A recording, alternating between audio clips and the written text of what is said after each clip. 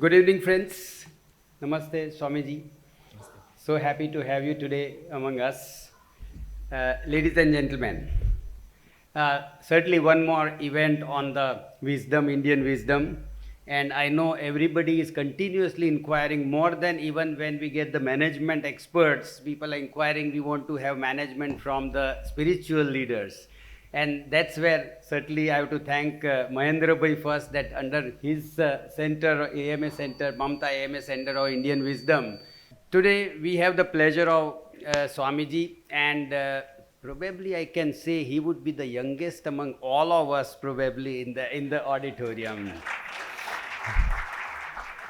On the knowledge side, certainly he's the most knowledgeable among all of us in the auditorium also as much. So happy to have you, Swamiji. Everybody here certainly knows you, but I need to do the formality of introducing you. Shri Dushyanth, Sridhar, and certainly thanks to Jatin Bhai and Gopi. They are our executive and friends of AMA, but so happy that they got Swamiji over here today, and thank you Jatin Bhai and Gopi also. So Shri Dushyanth Sridhar is a distinguished scholar and one of the most sought after public speakers in Sanatan Dharma, delivering discourses in English and Tamil on scriptures like Ramayana, Mahabharata, Bhagavad Gita. Known for his engaging Upanyasam and Pravachan styles, he collaborates with eminent artists to blend storytelling with Hari Katha and Katha Nritya traditions. With over 3,500 discourses in 125 cities across 23 countries, he reaches a global audience further amplified by 100 million YouTube views and appearances on prominent national TV channels. An accomplished author, his works include the national bestseller Ramayanam Volume 1 and critically acclaimed Vedanta Desika, the peerless poet preceptor.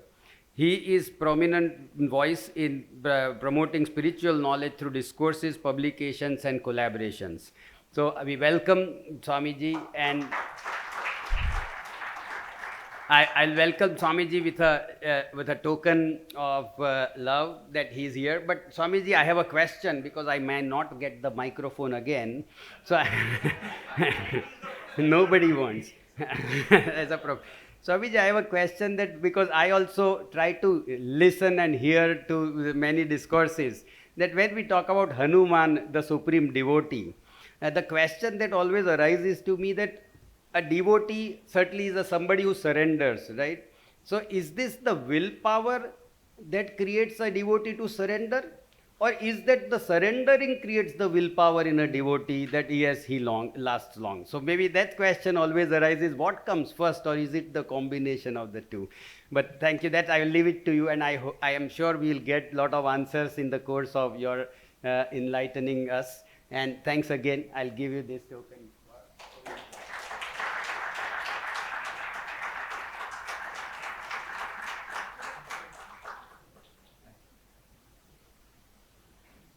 Over to you, Swami. Ramanuja Dayapatram Yanavairagya Bhushanam Srimad Venkatanathāryam Vande Vedanta Deshikam Lakshminatha Samarambham Nathaya Munamadhyamam Asmad Acharya Paryantam Vande Guru Paramparam Yo Nityam Achyuta Padambuja Yugmarukma Vyamohata Staditarani Trinayamene अस्मद्गुरोर् भगवतोस्य दयैक सिन्धोः रामानुजस्य चरणौ शरणं प्रपद्ये माता पिता युवतयस्तनया विभूतिः सर्वं यदेव नियमेन मदन्वयानाम् आद्यस्य नः कुलपतेर्वकुलाभिरामं श्रीमत्तदङ्घ्रियुगलं प्रणमामि मूर्धना भूतं सरश्च महदाह्वयभट्टनाथ श्रीभक्तिसार कुलशेखर योगिवाहान् भक्ताङ्घ्रिरेणुपरकाल यतीन्द्रमिश्रान् श्रीमत्पराङ्कुशमुनिं प्रणतोऽस्मि नित्यम् कूजन्तं राम रामेति मधुरं मधुराक्षरम् आरुह्य कविताशाखां वन्दे वाल्मीकिकोकिलं वाल्मीकेर्मुनिसिंहस्य कवितावनचारिणः शृण्वन् रामकथानादं को नयाति परां गतिं वेदवेद्ये परे पुंसि जाते दशरथात्मजे वेदः प्राचेतसादासीत् साक्षाद् रामायणात्मना अंजनानन्दनं वीरं जानकी शोकनाशनं कपीशमक्षहन्तारं वन्दे लङ्का भयङ्करं मनोजवं मारुततुल्यवेगं जितेन्द्रियं बुद्धिमतां वरिष्ठं वातात्मजं वानरयूतमुख्यं श्रीरामदूतं शिरसा नमामि आञ्जनेयमदिपाठलाननं काञ्चनाद्रिकमनीयविग्रहं पारिजाततरुमूलवासिनं भावयामि पवमाननन्दनं यत्र यत्र रघुनाथकीर्तनं तत्र तत्र कृतमस्तकाञ्जलिं बाष्पवारि परिपूर्णलोचनं मारुतिं नमत राक्षसान्तकम् नमः सदसे नमः सभायै. A very good evening to the Astikas who have gathered in this very distinct premises of the Ahmedabad Management Association. It is quite very unusual to have a topic and its delineation of this type in an August hall such as this. Kudos to the people of the organizing team for having put this together, and accolades to all the audience to have found time on such a beautiful Sunday evening to be present, to listen to one of the iconic, historic characters of Srimad Ramayanam called Hanuman. Interestingly, when we deal with the incidents that we have bequeathed as a rigmarole, we can say that these incidents have all happened before Ramayanam. See, we have been told time and again of Matsyavataram, Kurmavataram, Varaha Nrisimha, Vamana, then there is Parashurama and Rama. So if you probably, you visit the 11th century UNESCO stepwell constructed by Udayamati for Bhima the first of the Chaulukya dynasty near Patan, which is found on a 100 rupee note in Gujarat. You will find beautiful patterns of Dashavataram. Ichhamina Viharakachapa Mahapotrin Yadricha Harehe Rakshavamana Rosharama Karunaka Kutstha Helahalin Krida Vallabha Kalkavahana Dasha Kalkinnitif Pratyaham. You will find all these Dashavatarams depicted. So the avatars that I've mentioned, which is Matsya Kurma Varaha Nrisimha Vamana Parashurama, till Parashurama Vamana Avataram, all this happened before Rama. If you take up the exploits of Paramashiva, Mahadeva, Namaste astu bhagavan vishveshwaraya mahadevaya trayambakaya tripurantakaya trikagnikalaya kalagni rudraya neelakantaya mrityunjayaya sadashivaya shriman mahadevaya namaha. This is how Shatarudriyam begins, because Shatarudriyam is a bhagam of Krishna Yajurveda. Before that we do a dhyana shloka. If you look at the exploits of Shiva, like the killing of Andhakasura, killing of Gajasura, killing of the 3 fortresses called Tripurantaka, Dakshayagnya Samharam, all this happened before Ramavataram. If you look at the classic case of Mahishasura Mardini, which is mentioned in Markandeya Vamana Puranams, that too happened before Ramavataram. With so many incidents that are iconic, that are extremely inspiring, that happened before Ramavataram, trust me, the first avataram which was narrated in a poetry was Ramavataram. All this which happened before Ramavataram was narrated after Ramavataram. It was recorded much later. But the first ever recording of an incident by an honest journalist called Valmiki. I know these two words may seem like an oxymoron, honest journalist. So, but still, you had such people living in India at one point in time.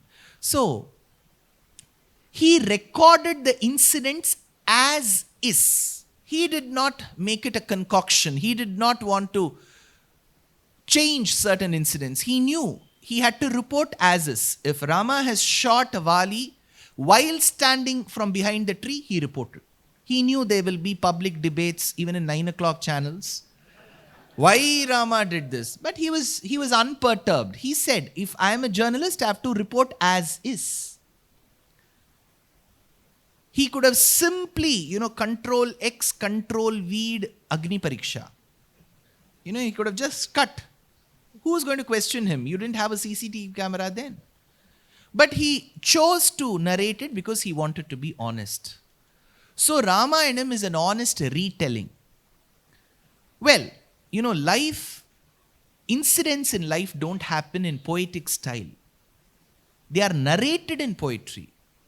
But incidents don't happen that way. See, if you look at Ramayanam, when Lakshmana goes and asks his mother Sumitra, Mata, my brother and my sister-in-law are ordained to live in the forest Dandakaranyam for 14 years.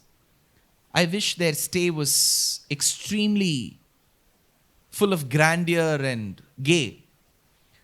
So, while I have to leave with them, because I need to serve them, aham sarvam karishyami jagrataha swapataschate sabhratus charanau gadham nipidya raghunandanaha sitamuvachatishayam raghavam cha mahavratam aham sarvam karishyami jagrataha swapataschate. I need to do all possible services to the both of them, irrespective of whether it is day or night. This is what Lakshmana says. Then he goes to his mother Sumitra and asks, what should I do? The mother says, you have made a grave mistake. Lakshmana thought, I thought you were a very magnanimous mother, but you seem to express reservations about me accompanying my brother and sister-in-law. What kind of apprehensions do you have? She said, by now you should have left. Why did you even come and ask me? Now that you have come and asked me, I am duty bound to say something. Ramam dasharatham vidhi mam vidhi janakatmajam ayodhyam atavim vidhi gachatata yathasukam. Gachatata, my dear son, go along with your brother and sister-in-law. Like how? Ramam dasharatham vidhi. If somebody asks you, what's your name? Don't say my name is D. Lakshman. You're R. Lakshman from now on. Because your father's role is being replaced by Rama. Jeshto bhrata pitru samaha. The eldest of the brothers is equivalent to the father. So your R. Lakshmana from now on. Ramam dasharatham vidhi. Mam vidhi janakatmajam. If somebody asks you, who is your mother? Don't ever say that Sumitra is my mother. Mam vidhi janakatmajam. Sita, Janaka's daughter, is your mother. Ayodhyam atavim vidhi. Do not think that your Aadhaar card shows Ayodhya cross street, Ayodhya main road, Ayodhya now. Wherever you go, that place is Ayodhya to you. Ayodhyam atavim vidhi. Now look at this sentence, very beautiful message. But it is conveyed in poetic style. In poetry, you will have to restrict yourself. If it is Anushtup Chandas, you will have 4 parts to the shloka. Each part will have 8 aksharas. 8 into 4, 32. 32 is a very unique number in maths because it's both a happy number and a Reynolds number. Why? Because you've got 1 power 1 plus 2 power 2 plus 3 power 3. X power x plus y power y plus z power z. 1 power 1 plus 2 power 2 plus 3 power 3 is 32. It is also x power y plus y power x. 2 power 4 plus 4 power 2 is also 32. So the only number that satisfies being both these formula is 32. That is why you have 32 Brahma Vidyas. So we have 32 aksharas, which is Anushtup Chandas. So look at this verse. If it's a verse, poetry has to stick to that aksharam. Prosody, we call it Chandas. So it has to stick to a chandas. That is why in Vishnu Sahasranamam we say Anushtup Chandaha Mahavishnu Paramatma Shriman Narayano Devata Amritam Shudbhavo Banuruti Bijam Devaki Nandana Srashteti Shaktihi Udbhava Kshobano Deva Iti Paramo Mantraha. We restrict it to Anushtup Chandas. So in poetry you have to restrict, but people don't speak that way. See, do we speak in poetry? See, I have to ask water from my mother. I'll say, Ma, give me water. Oh, the one who's walking on this earth with the gait of a swan. Go fill one of the containers with one of the 5 elements and walk with the same gait towards me with your lotus. She'll be confused. She wouldn't even know what I want. I have to simply ask for water. So, lifestyle in Ramayana was as simple as how we think now. But Valmiki has made it poetic. Please remember, he has reported that reporting is in the form of poetry, because poetry, padyam, is easier to memorize and remember. When we didn't have a lot of written inventory, the only way that knowledge could remain, sustain and get nourished was Shruti and Smriti. You listen and you remember.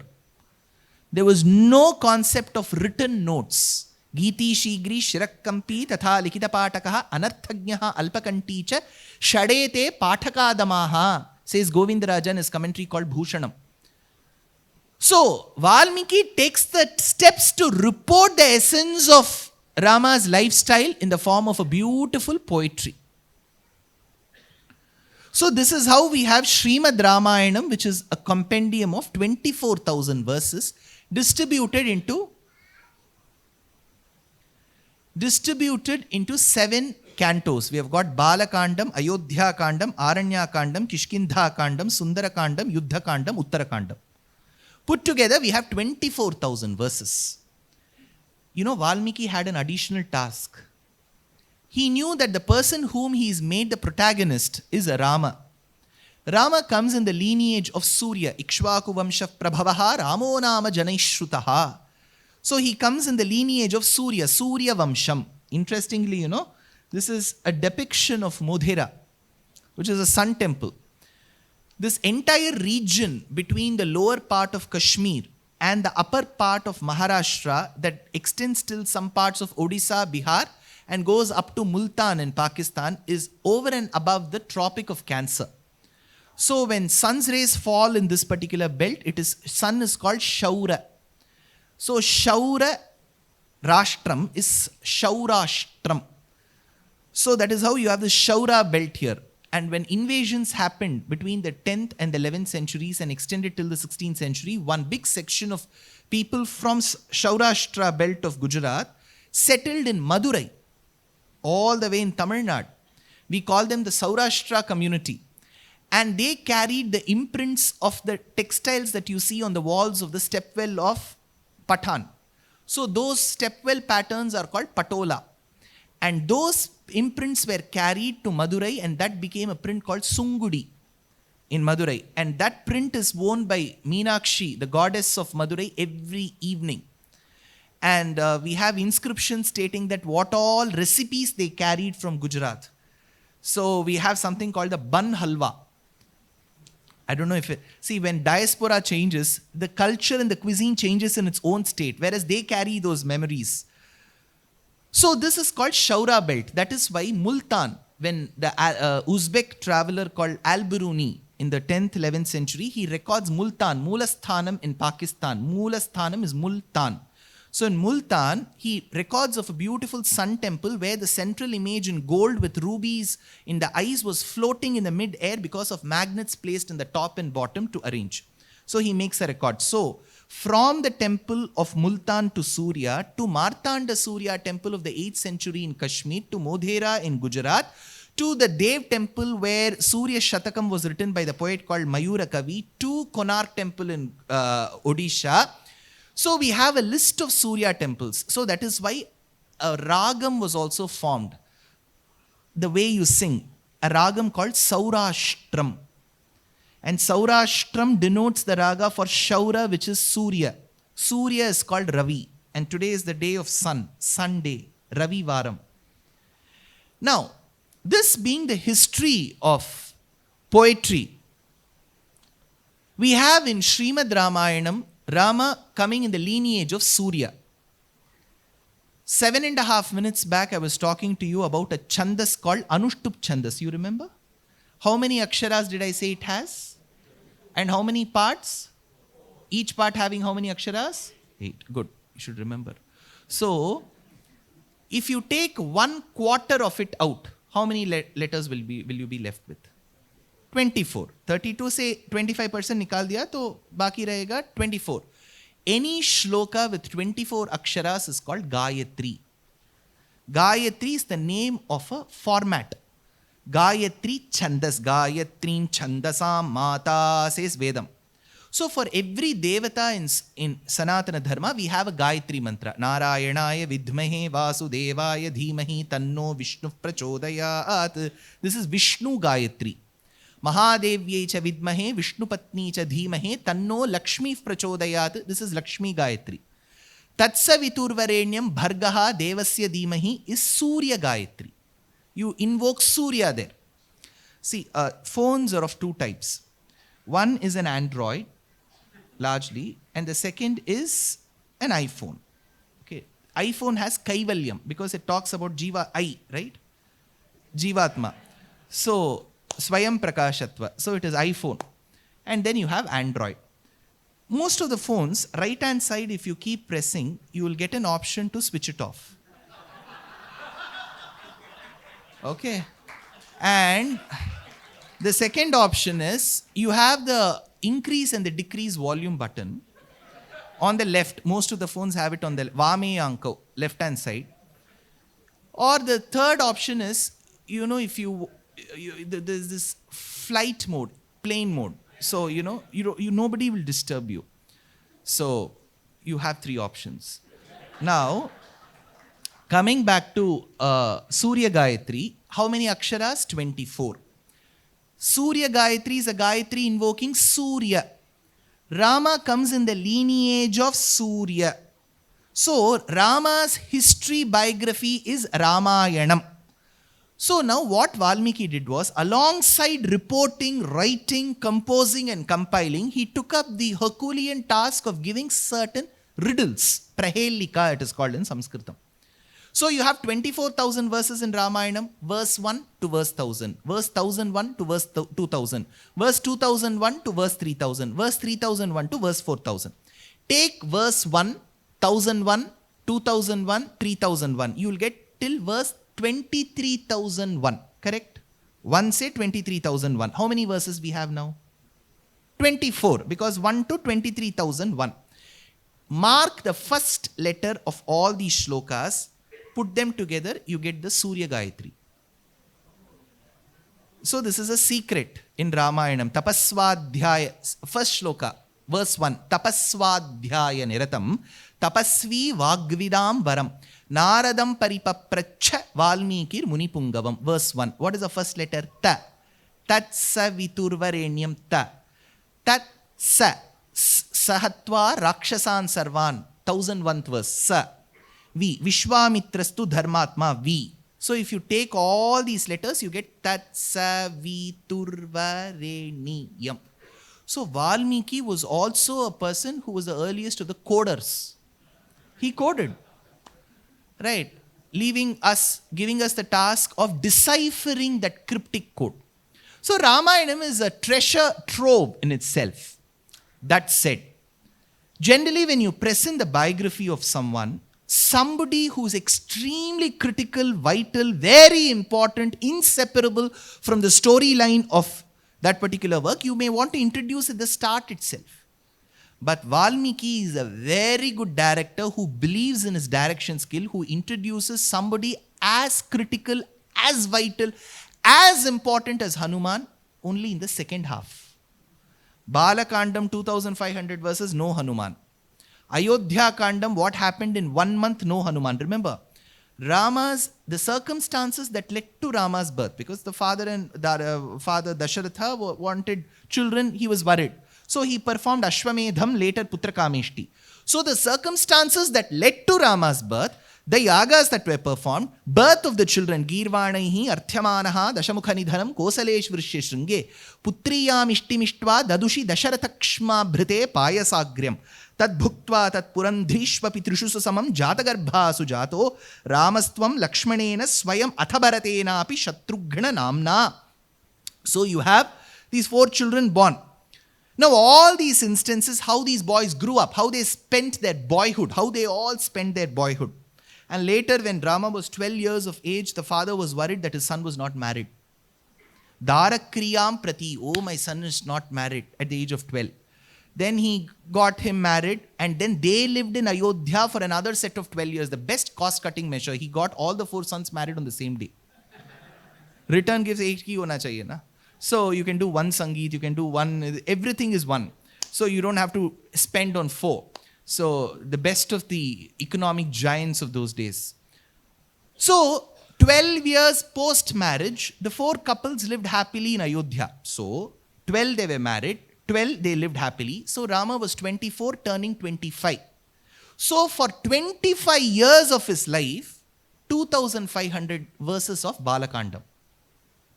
Now, after Dasharatha plans to coronate him, Manthara from Kekeya Desham, the current day Jalalabad, in the upper parts of Afghanistan, over and above Khyber Pakhtunkhwa, that was called Kekeya. From there, Manthara, the nanny of those days, because she was the one who kind of nourished Kaikeyi in her young days. She was the Montessori teacher. So Manthara comes, she brainwashes Kaikeyi. Kaikeyi asks for 2 boons from Dasharatha. Dasharatha, Right Honorable V.S. Srinivasa Shastri used to state, was a king who used to promise in haste and repent in leisure. Unhone 2 वर दे दिया. Alongside, he should have given an expiry date. He didn't give. So it was perennial, perpetual. So she sought those 2 boons, and then Dasharatha had to succumb to it, called Rama, saying that there's a change in the plan. Plan A was to make you the king. Plan B is to put you to the forest. Rama, being so very obedient, he said, I will go. Had it been Krishna, he would have sued him in the court. So Rama leaves, then Sita joins, so does Lakshmana. Now they leave Ayodhya, they go to Shringiberapuram where they meet Guha, they go to Bharadwaja Ashramam, which is the current day Prayagraj, then they go to Chitrakuta where they stayed by the banks of river Mandakini. All this happened in 1 month. I told you for 24 years, 2500 verses. For 1 month, 6000 verses. Ayodhya Kandam. See the amount of depth this Kandam will give. Then they go to the forest, Aranyam. Aranya is forest. So they managed to go to the ashram of Sutikshna, Sharabhanga, Agastya, Valmiki. So they travel through the path, rugged path infested with thorns and stones of Madhya Pradesh, and reach the upper parts of Maharashtra near a place called Nashik Panchavati. So this portion, they spent 13 years out of their 14 years. For that 2500 verses called Aranya Kandam. Towards the end of Aranya Kandam, where the 14th year begins, is when Shurpanaka comes. She expresses her love. Rama directs her to Lakshmana. Lakshmana and Rama play shuttle. She feels very humiliated. She wants to kill Sita. Lakshmana stops her, humiliates her. She goes, brings her brothers called Kharadushana and Trishiras from the current day Janasthana called Nagpur. And then they all come and fight. They are unable to vanquish Rama. Then she goes and complains and describes the beauty, the blemishless beauty of Sita to Ravana. Ravana, being the predator that he was, he seeks the help of his estranged uncle called Maricha, who goes as a gem-studded golden deer to lure Sita. Sita asks for the deer. Rama follows the deer. Lakshmana goes in order to protect Rama, and there Sita, she doesn't draw any, there's no Lakshman Rekha. I've been telling this everywhere, no Lakshman Rekha, this line, meditating, then fire will come, VFX, nothing, all this doesn't happen in Ramayana is very practical. We just because we want to sell movies and serials, we make it very animated. It's a simple case of kidnap. So this man comes, he kidnaps, he leaves traces, and then Rama comes in the due course. He sees a bird. At times, animals are much more loyal than human beings. Most of the times, I could say every other time, humans are never loyal. So the bird, the scavenger bird called Jatayu, places his loyalty to Rama. He departs, Gachalokan Anuttaman. Then Rama seeks the help of Shabari. He comes to the ashramam of Shabari. What was her name? Shabari. Shabari is not her name. Shabara means the hunter clan. So anybody who belongs to the hunter clan is called Shabari. It was not her name. So what Ramayana says is Kapi Shabari. She was a nameless lady. Rama didn't even inquire what her name was. But he ensured that she was very hospitable, and he accepted her hospitality. Kapi Shabari. So he goes to Shabari's ashramam. This is called Aranya Kandam. Again, 2500 verses. So 2500 verses Balakandam, 4000 to 6000 verses. There are differences in the critical edition of Ayodhya Kandam. 2500 verses of Aranya Kandam. No Hanuman at all. Not even a trace. Now when I say this, some enthusiastic, very, very good minding and very goodwill parents come and say, no, in Chota Bheem and Chota Hanuman, they so... Please don't make those as our Pramana Granthas. They're just good for a watch, that's all. Now, there's no Hanuman. Now, Rama from Maharashtra enters Karnataka. I belong to Bangalore, so I have to take that extra time to speak about my state. So, he enters Karnataka. And as he enters Karnataka, it's called Karnata. In Sanskritam, Karneshu Atati iti Karnata. See, it is believed that poets of high caliber lived in the state of Karnataka. Many of the Astikas are standing there. There are many seats here in the front. Please do come, sir.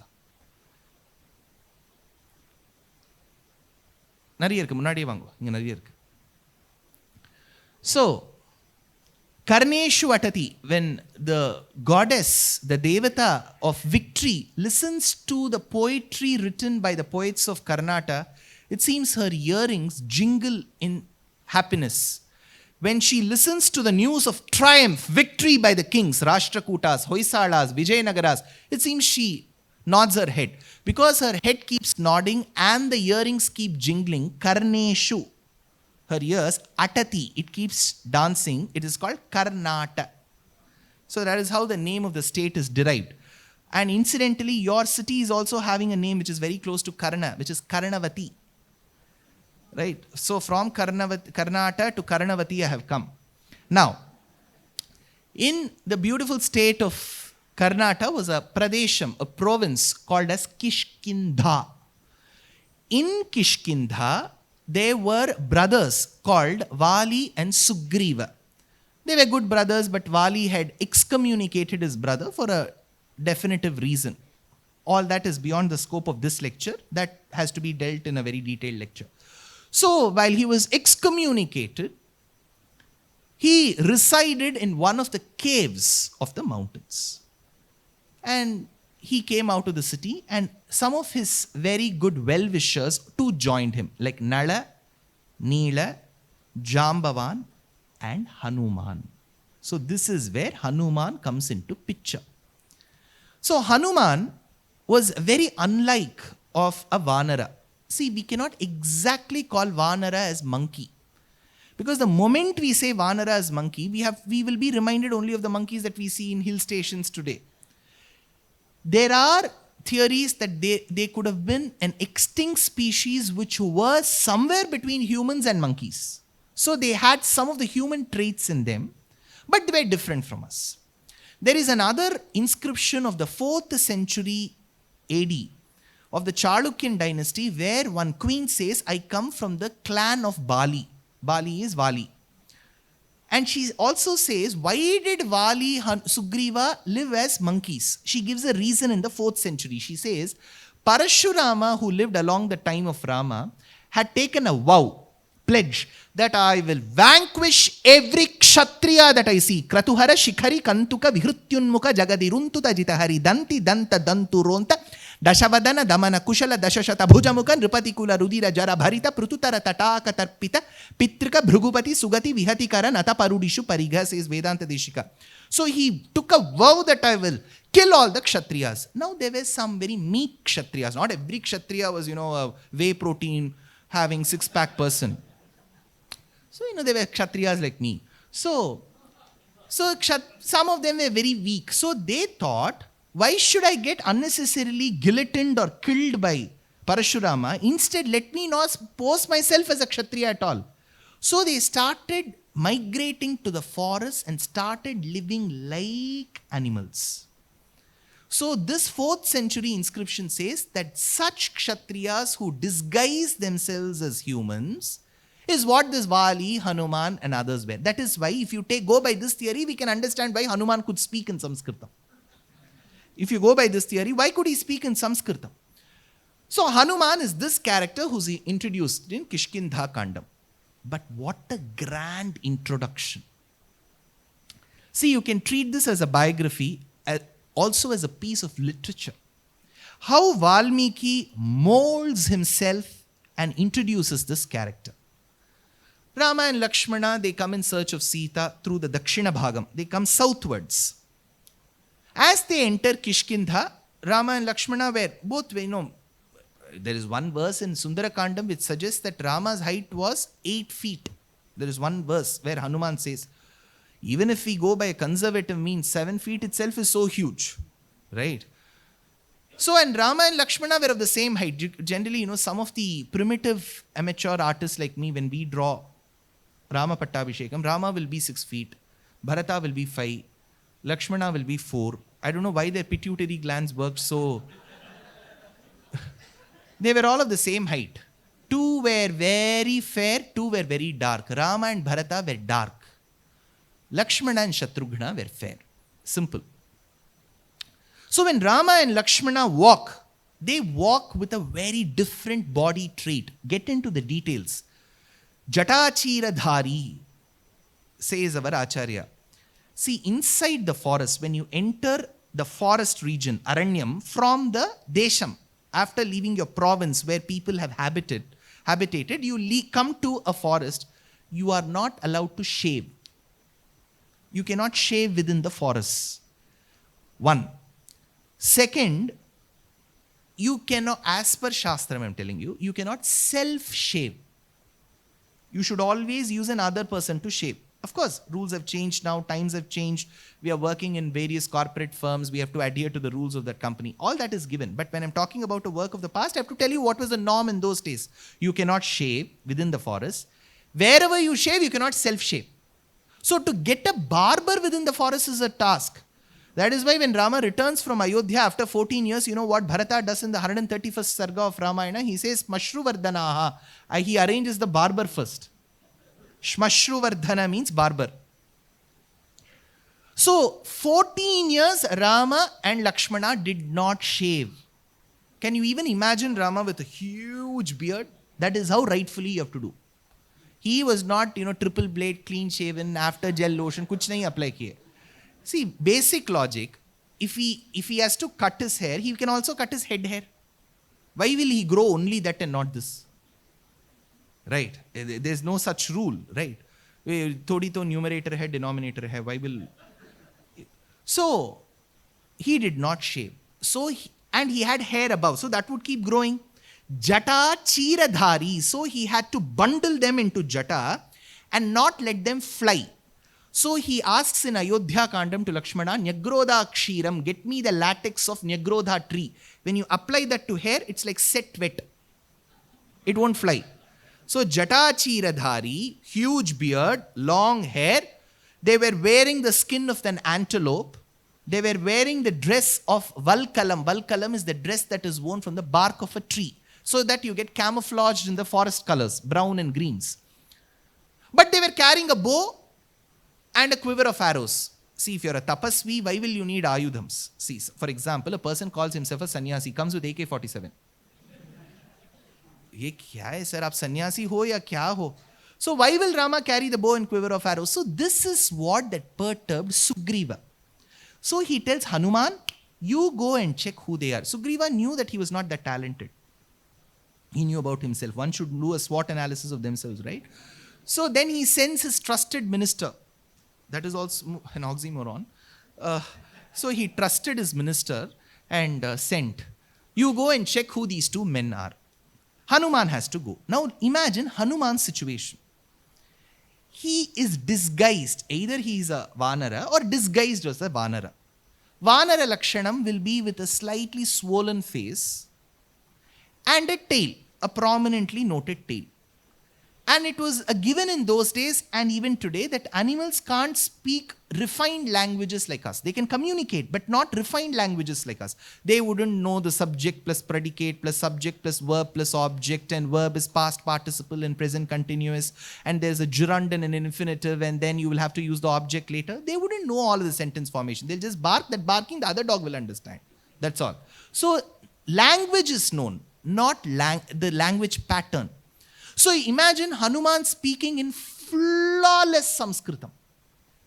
Rama will get an attack. Ye kya hai? See, you go to a zoo. Ahmedabad has a zoo? No, I'm talking about the animals inside the zoo. Okay. So you go to a zoo, you buy a ticket, you have a camera, you go with the assumption that you're going to see primitive animals which are less intelligent than us. You stand before a cage animal comes as tato yuddha parishrantam samare chintaya sthitam ravanam chagrato drishtva yuddhaya samupasthitam daivataischa samagamya drashtumabhyagatoranam upagamya bravidramam agastyo bhagavan rishihi. Who says? The monkey. In the zoo. For a minute we may think we should be inside and that should be outside. So Hanuman was sent, dispatched by Sugriva. Now Hanuman has to go and find out who these two men are. So he took like 2 hours to get disguised. So he put a foundation, some eyeshadows to go with it, and then combed his, disheveled hair, and then tied his tail together with a rubber band, inserted it within, and posed himself as a human and went all the way before Rama. He spoke 2 verses. First line, Sugriva Sachivo Nama Hanuman Nama Vanaraha. I am a Vanara by name Hanuman. 2 hours of disguise waste. See, 2 hours he did all this makeup to tell that he is not a Vanara. But the first line is Sugriva Sachivo Nama. He tells his post. Sugriva Sachivo. I am the secretary, minister, advisor to Sugriva. Hanuman Nama Vanaraha. I am a Vanara by name Hanuman. Ayatascha suvrittascha bahavaha parighopamaha sarvabhushana bhusharhaha kimartham na vibhushitaha. This is his second verse. For this 2 lines of Hanuman, the commentator in Sanskritam writes 10 pages telling what depth Hanuman spoke to. Being in a management association, I should also give due importance to one of the foremost skills in management, which is communication. Whichever job, profession that you have chosen, communication is an inseparable component of it. You choose to say a recipe. Imagine I am very much into cooking. I love cooking. And especially I have to say, not to impress you all, I just love the Gujarati dishes that we make at home. It may not match your standards, but still we do. So how do you even say a recipe? So, somebody asks you, oh, this is very good. How did you do? Undhiyo. You make it during a certain period, right? It has 21 ingredients in it. It takes quite a lot of time to make that undhiyo. So somebody asks you, how did you make that undhiyo? There's an art of telling.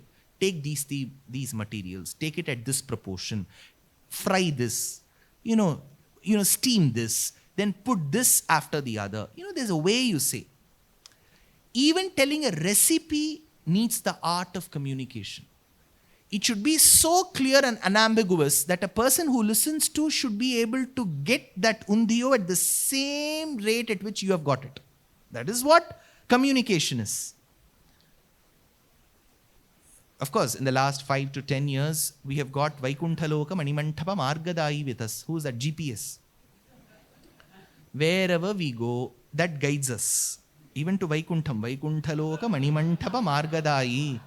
So even to Vaikuntham, you have to ask, what is the way out? Okay, that will tell. That mommy will tell. No. So this GPS is useful to us. Imagine 10, 15 years back, how did we find places? I'm sure children born in the 2010, 15 can't even fathom what all people went to. How did you even find?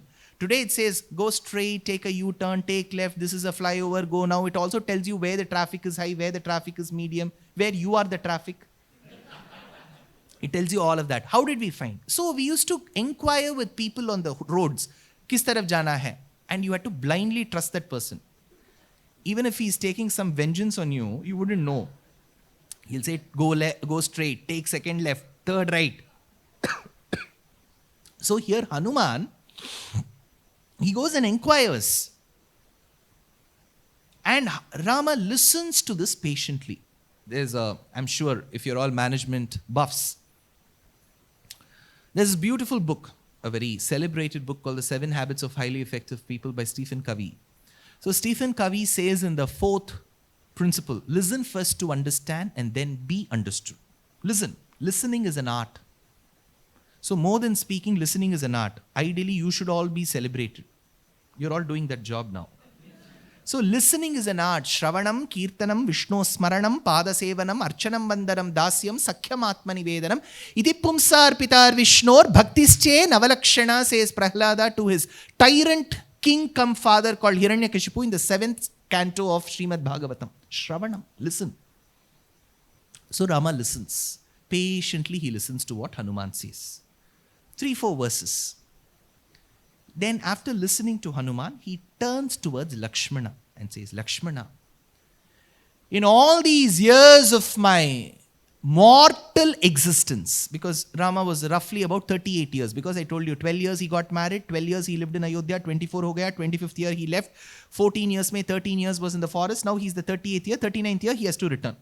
So he says, in my 38 years of mortal existence, I haven't come across a speaker who's as eloquent as him. He praises to Lakshmana about Hanuman. Just 2 verses of Hanuman were enough for Rama to decide that he is the best speaker. How? There must be something in what Hanuman said. Otherwise, why will Rama? See, Rama is not going to gain anything by praising Hanuman. Until then, he didn't know he would be the person doing the first abroad trip to Lanka. But why is he praising? This is where we need to get into the nitty-gritties of what Hanuman as a character is.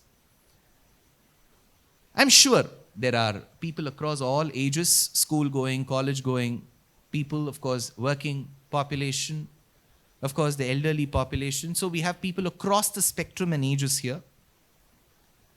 But you see a lot of differences in the way children behave, youngsters behave. And one such prominent thing in a positive notice, many of the youngsters are very clear that you shouldn't be judgmental about people. As Indians, we generally, the olden days, this person must be. But, children say, why should you get judgmental? You haven't known that person, so don't pass such rude remarks. At times, children do give such advices.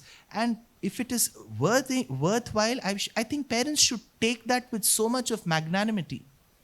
So children say, don't get judgmental. But added to that, probably if we assume that people in the past were always judgmental and only this great knowledge has dawned by sitting under a Bodhi tree today, we are wrong. Hanuman wasn't judgmental. I'll tell you how. When you meet another person, there were days in the 1990s I have experienced. I grew up largely in Bangalore. And when I had to travel to Chennai, there used to be a train called Brindavan Express that would halt in places where there were stations and where there were no stations as well. So it would do both the tasks. So where the train used to halt and, aamne samne baithte the. Now, the trains are, it is all facing one direction, which is much easier. But imagine those days where you had to keep on looking at people in front of you.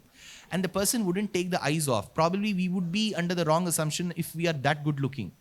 So, but we couldn't even scratch the nose for the person's attention is all on us. So, and then they would immediately ask, where are you from? And we would somehow establish a very far-fetched connection, at least of not this Janma, of the previous Janma. Somewhere we will establish, ऐसे पिछले जन्म में जब मैं मांडव्य महर्षि के पास था तब ही, somewhere we have to establish. Then we immediately get judgmental. We'll come back home, say, I do not know about the Gujarati culture and the mentality, but I'm talking about Dakshina Bharatiya. பார்த்தேளா அவளோட மூக்கு நம்மளே பார்த்துருந்தா. They were looking at us. எனக்கு அப்பவே தெரியும் ஏதோ அந்த திருட்டு மொழி இருக்குன்னு தெரியும். So we will start attributing human fallacies to people. When Rama and Lakshmana come, what should Hanuman ask? Acha, very happy meeting you. Where's your wife? That's the first thing that you ask. Hanuman does not ask a single question. How? See, when Rama walks, attire is also something that decides your status. How would you know the person is of military? Unless that person says, I'm working in the military, I serve the military. How would you know the person is of military? Tell me. Haircut? I too have one. It's a razor. Yeah. The way he walks. Gajasimha gati veerau shardula vrishabhopamau. Next. Walk, haircut. Uniform. Yeah. So you see the attire. So if you think of a chef, You know, there are these master chefs that happen, right? If they call a Michelin badge chef, the person will carry a huge crown, they'll carry that badge, they'll have an apron, it'll all be white. So there is some part of the uniform, your attire, that decides what you do. It was also determining in which stage of life one was. Why? Because we have 4 ashramas, 4 stages. Brahmacharyam, Grihasthashramam, Vanaprastham and Sannyasam. These are the 4 stages. So Rama is not a brahmachari. How does Hanuman know? Because Hanuman is a Naishtika brahmachari. How did he know Rama is not a brahmachari? Because Rama was draped in dhoti, which is panchakacham. See, only a person who has undergone samavartana ritual and then married, become a grihastha, can sport dhoti which goes vertically downwards. 5 places it has to have knots. So it is called panchakacham. Only a married man can sport that. A bachelor can't. A bachelor has to drape himself in a cylindrical fashion. He cannot put this down. Of course, Manyavar sells for everyone today. That is different. I'm talking about the rules. So this is how it goes. So he was married. So Hanuman knew from the attire that Rama was married. And if he was carrying the sacred thread called the Janeyu, it is a cluster of 3 strings. A married man has to wear 2 clusters. So 3 plus 3, 6. So Hanuman saw that Rama was draped in this, and he was draped in 6 strings, which makes him a married man. You could be married and yet be a widower. Yeah, you could have married and the wife could be dead. Mritadharaha iti vidhuraha. Vidhura in Sanskritam means widower. Vidhura. Vidura means wise. See, Dhritarashtra's youngest brother was Vidura, wise. Vidhura means widower. Because dhava shabdeti pativachakaha. Dhava. Dhava in Sanskritam means husband. With the husband, without the husband. If the husband dies, she is called Vidhava. Dhava is husband. Vidhava, without the husband. Now, Ma in Sanskritam means Mahalakshmi. Dhava means husband. Mahalakshmi's husband is Madhava. We say Madhava, right? Madhava, Masdhava. Without the Dhava, Vidhava. Without the wife, Vidhura. So, Rama could have been a Vidhura, married, yet been a widower. Then also he could have won. But Hanuman spotted that his wife was not dead. How? Because only if you're married, you have a living wife, which means she is not dead, only then you can perform any activity related to fire. You can either cook or do havan only if the wife is living. If you are dead, if the wife is dead, the man cannot perform Agni Karya. He has to do only bhiksha. So, when Rama was going in the forest in search of Sita, he was carrying a wooden ladle with burning fire, which means he is an Agnihotri. You can do Agnihotram only if your wife is living. So Hanuman deciphered that he is a married man whose wife is not dead because he is carrying the fire. But where is that wife? Because he has come in the forest, which is infested with Rakshasas, he knew something must have happened to his wife because Rama has a melancholic face, sadness on his face. So he must be married, his wife must be living, the living wife must be kidnapped. So I will not ask a single question about her. This is how Hanuman concludes. See, that one word was enough for Hanuman. See, this is what makes him different from the rest. Imagine Sugriva had come. Bhabhi nahi aayi kya? Kidhar gayi? Kidnap ho gaya. Kahan? Kidhar? किसने kidnap किया? पता नहीं. अर्नब को बता देंगे. रात वो 9 घंटे को पूछेगा. देश को पता होना चाहिए ना. Nation wants to know. So, this is what differentiates Hanuman from the rest. He knew what to ask and what not to ask. You know, Shakespeare said to be or not to be. What to ask and what not to ask is also communication. See, communication is not about continuous speaking. Communication is about also knowing when not to talk. Silence is also communication. See, if you want to express your disgust or angst against someone, if you don't talk, you are actually communicating to the person that I'm not interested. So Hanuman, how intelligently he did. One, see these 2 lines, what all he spoke. Ayatascha, is it boring? No, I can't help but I'm telling you. Ayatascha suvrittascha bahavaha. See, every language has its speciality. I wouldn't say this language is the best of all, the other languages are all inferior. I don't come from that school of thought. Sanskritam is beautiful as much as what Gujarati is, as much as what Tamil is. I don't like when linguists, they say, oh, this is like the best of languages. There's nothing called the best. But every language will have its own salient features. Each language is different. There'll be some commonalities, some differences. Let me come from my own Matribhasha, Tamil. The speciality of Tamil is Tamil.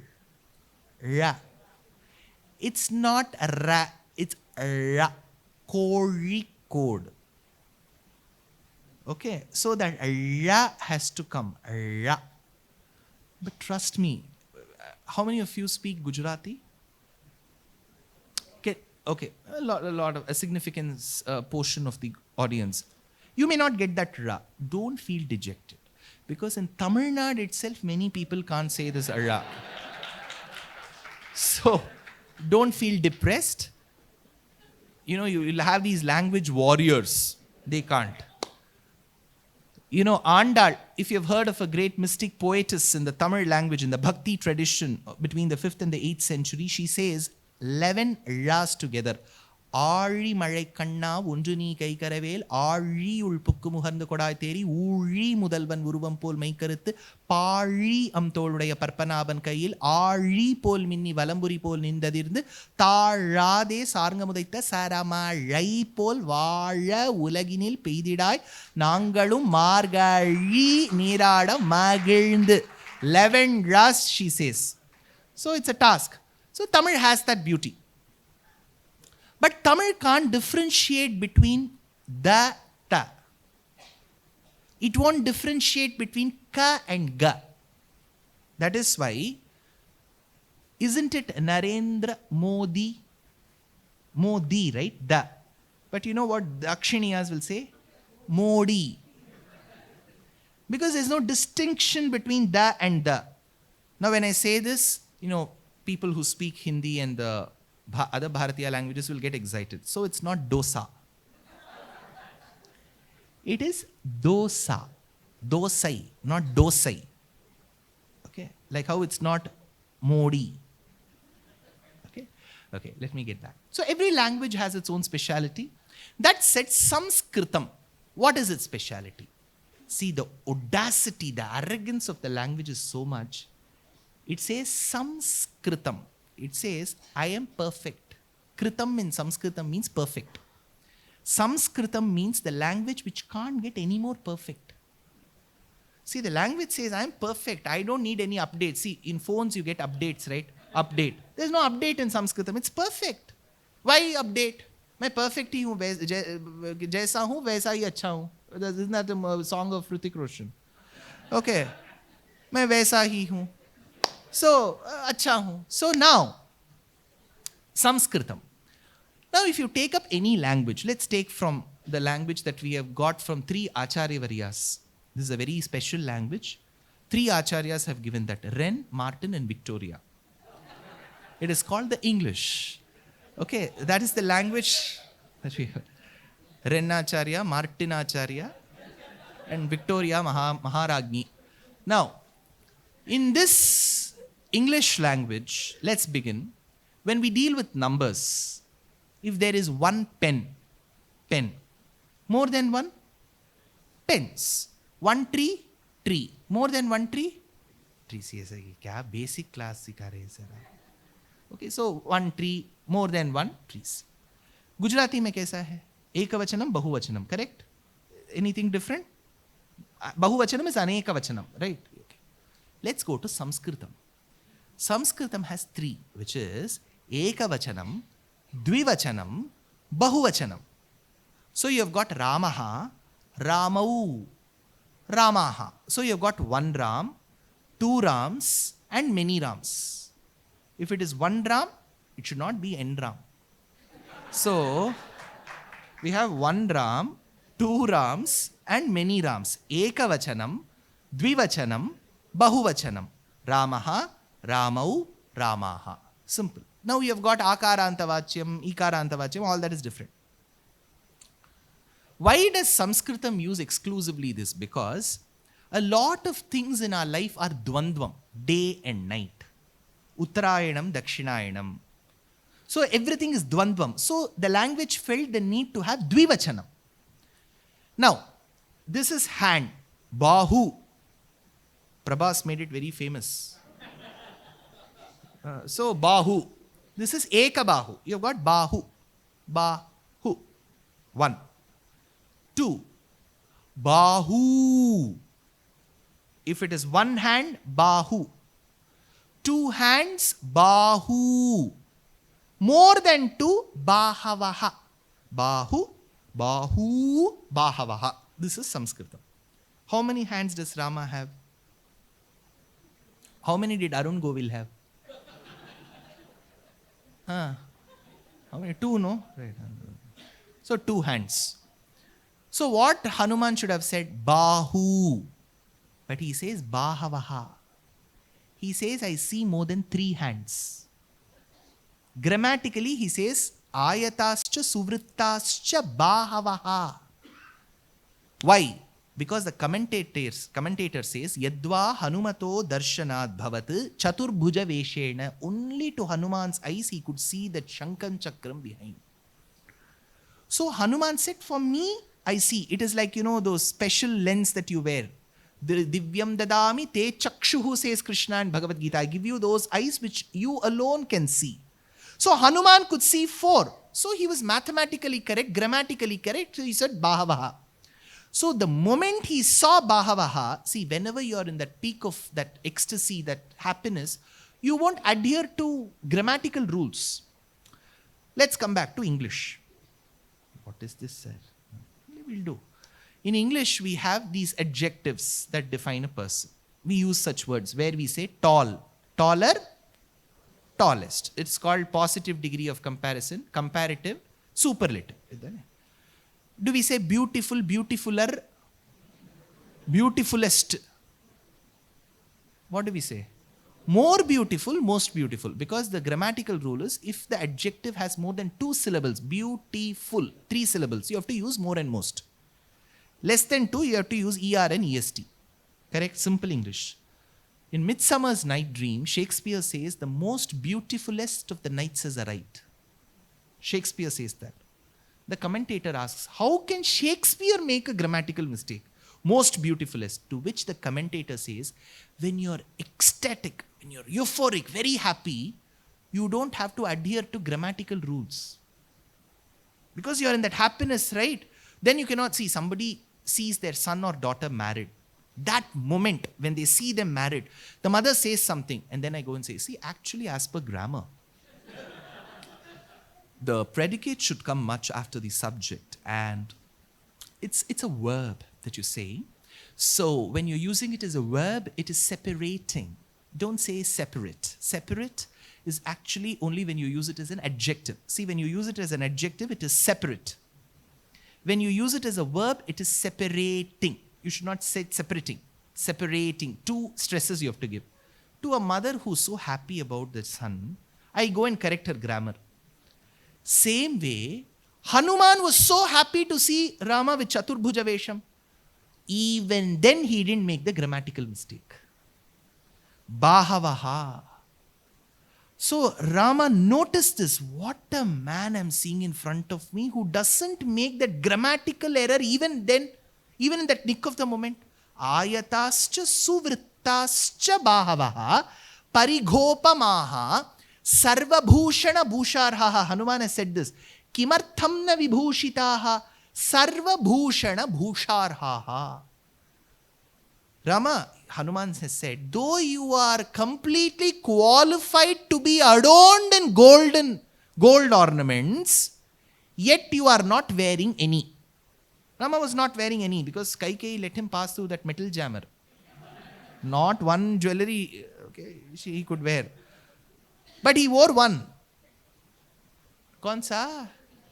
Ring. How did that pass, sir? No, sir, smuggling thoda ho. Side se. Because that ring was presented to Rama by Sita's father. So Kaikeyi had no jurisdiction there. So she left it. So he had no other ornaments. Hanuman doesn't say, oh, the one who's qualified to wear ornaments is not wearing ornament. He didn't stop there. He said, Kimartham na vibhushitaha. But Rama, honestly, not wearing ornaments is your ornament.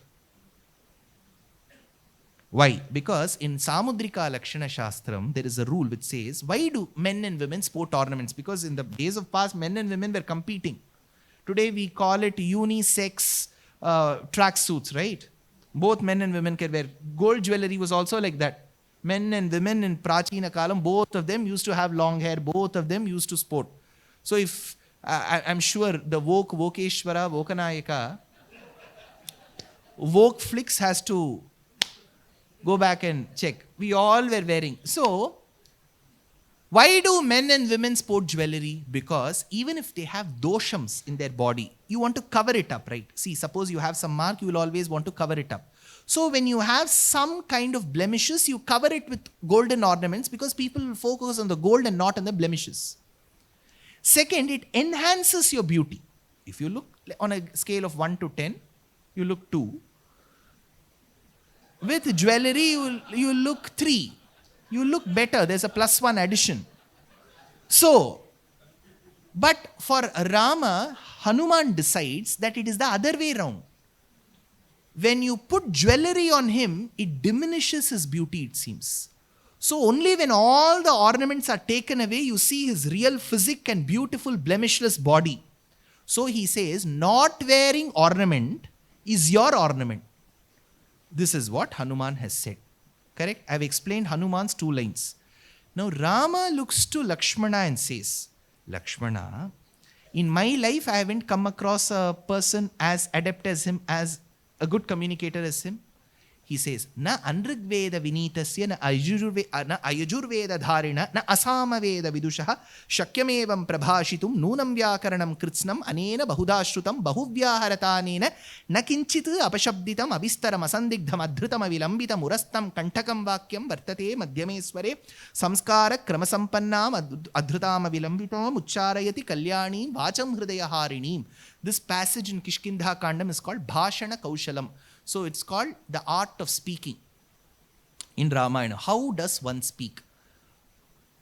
Ayatascha nandrigveda vinitasya na ajurveda dharinaha.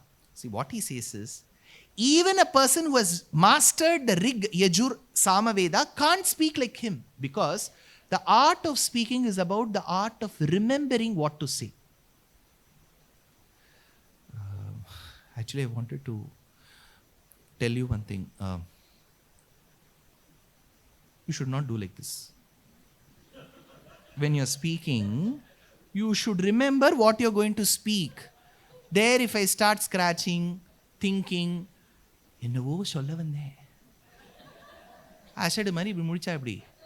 so you should immediately learn to complete that line. You should have the eye contact. See, I'm sure all this is a part of the management courses. Look at your audience, use your hands, don't fold your hands and keep, look at their eyes, maintain eye contact. All this, Rama says, free. But anything comes for free, no value. We have to spend lakhs together to learn this. That is the art of Indianness. So here, he says, Avistaram asandigdham. Look at his poise. See, Ramayanam is a beautiful scripture. He says, Rama says, look at the poise, the spacing. Avistaram asandigdham. It is not elongated. So please, I'm just giving these examples. Don't retort stating, oh, do you think you're perfect? No. Cricketers are icons in India. They play really well, but don't make them speak. They will never ever put a full stop to a sentence.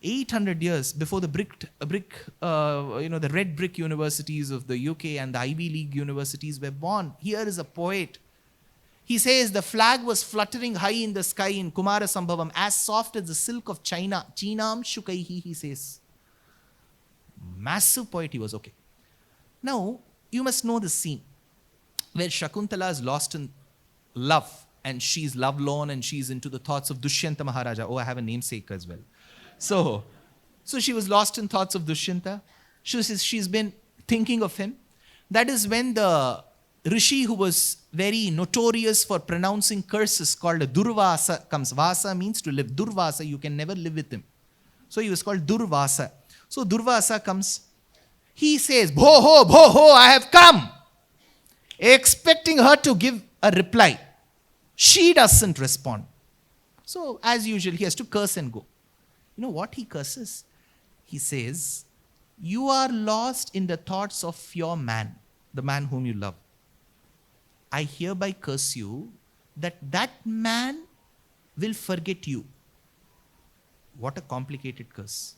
He could have said, you will forget that man. That would have been made things easier. That man will forget you. But he's a poet. See, Kalidasa is a poet. He has to give a simile. Katham pramattaha prathamam kritamiva. He says, like a drunkard who promises the previous night what all he will do and will forget the next morning. Likewise, that man will forget you.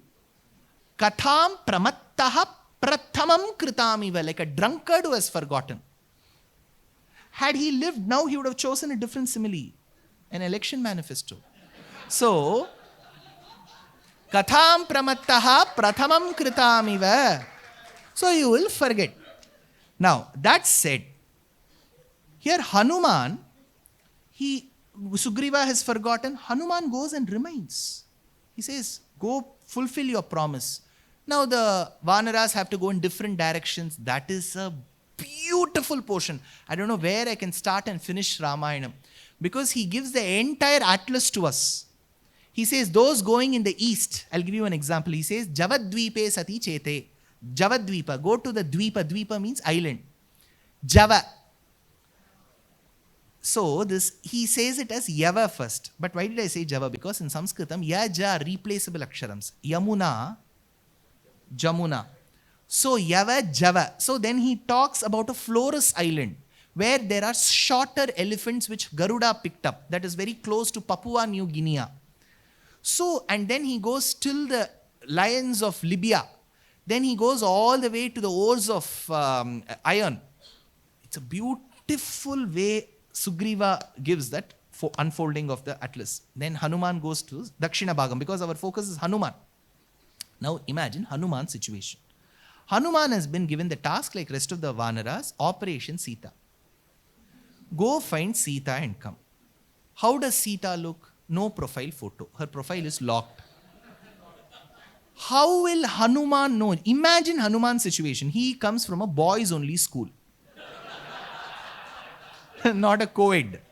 He comes from a boys only school. He learnt under Surya Devata. How will he know how Sita looks? And Rama says, go find Sita. No, I would have said, no sir, mere se nahi ho payega. Main nahi jaunga. But Hanuman took it upon himself. Okay, I'll try. One. So, nothing related to Sita's ornaments is given to Hanuman. It is only Rama's ring which is given to Hanuman. See, that is an added task. First, you have to go in search. You have to keep that carefully. See, some people are adept in losing things. Had he given to me, I would have lost. First 1 hour itself, I would have lost that ring. Now, more than searching for Sita, I have to search for the ring first. So, Hanuman has to search for Sita, retaining that ring. First task. And he has to go to a new geography. See, he was restricted only till the outer ring road of Bangalore. Because if you go in outer ring road of Bangalore, you'll keep searching perennially. The traffic. I come from that beautiful city. I'm very proud of my city. Whenever you come to our city, we won't let you go out. We keep you within the boundaries. So Hanuman has to go in search for Anjana Devi, Hanuman's mother. It was a proud moment. She told her friends, Nan maga foreign hogta idene. My son is going to foreign. For her it was like abroad trip. So Hanuman has to go. Now, Hanuman had one limitation. Unless and until somebody reminds him of his potential, he wouldn't know. So he needed motivation speakers. I could have played that role that way. So Hanuman, you can do it. So Jambavan does that. And Hanuman has to take off from a hilak, which is called Mahendragiri Parvatam, which is found in that juncture of Western Ghats and Eastern Ghats. If you know the southern state of Tamil Nadu, there's a place called Tirunelveli. Near Tirunelveli is a village called Tirukkurungudi. That Tirukkurungudi is the T in TVS. Tirukkurungudi, Vengarai, Sundaramayangar and Sons is TVS. So they belong to the village called Tirukkurungudi. Hanuman had to take off from that place. Now, how did he take off? He needed motivation. That is where you had an age-old, the Dumbledore of those days, called Jambavan, who says, Hanuman, you can do it. Realize your potential. Hanuman propels like a rocket. Now, you can either take off or you propel. He propelled. Why? Because Valmiki says when he propelled, the shrubs and the herbs around Hanuman, which were there rooted in the ground, because of that sudden push, he levitated, he propelled, those shrubs and herbs, they all were uprooted because of the force, sudden force. They flew to a certain distance along with Hanuman and then fell back to the ground. Gravitational pull, they all fell. Valmiki describes this. Look at the beauty of Valmiki. The shrubs and the herbs that were uprooted because of Hanuman's force flew to a certain height and then fell back to the ground. Like, he's a poet, he has to give a simile. Like how the guests in a house have to go outside and bid farewell to their guest and then come back. See, he brings in that value. This is the simile of Valmiki.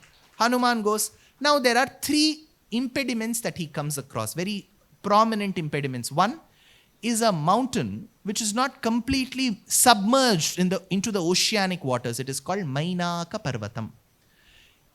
Mainaka Parvatam, it seemed to Hanuman, who was very good as a communicator and very, very good at deciphering body language, that this insentient object called the mountain was trying to hint at Hanuman, stating that 3 days, 2 nights, 9 only, come inside.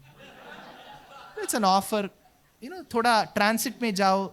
Your flight can't take that long. You have to either stop at Frankfurt if it's a Lufthansa, if it's stop, take rest and go.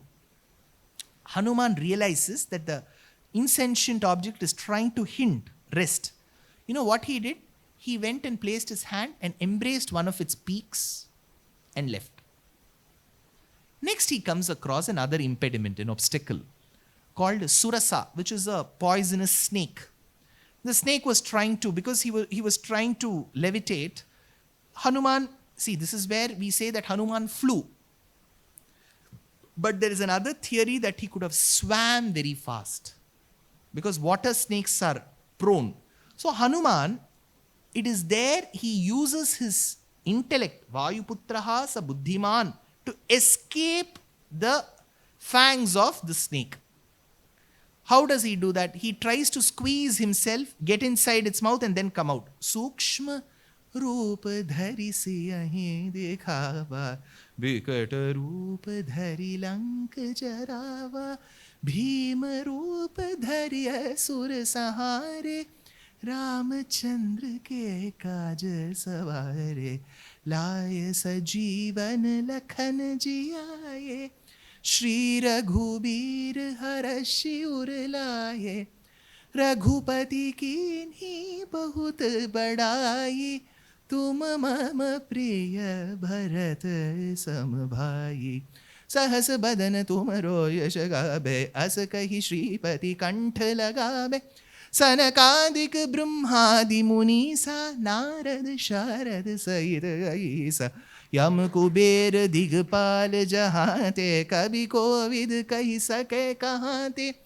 तुम उपकार सुग्रीव ही कीन्हा राम मिलाय राजपद दीन्हा राम लक्ष्मण जानकी जय बोलो हनुमान की. Hanuman, he beautifully manages to leave Surasa using his intellect.